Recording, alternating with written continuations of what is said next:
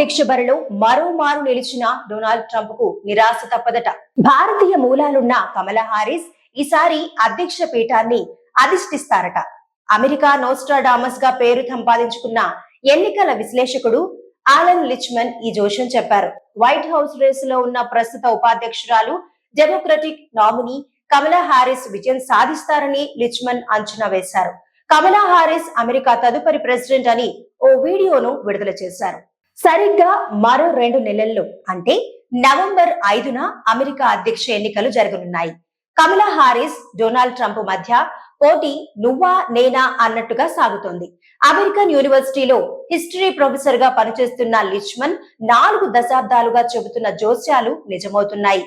అందుకే ఆయనంటే అందరికీ గురి. డొనాల్డ్ ట్రంప్ అధ్యక్షుడవుతారని 2016లో ఆయన చెప్పిన జోస్యం నిజమైంది. అలాగే 2020లో బైడెన్ దే విజయం అని చెప్పారు.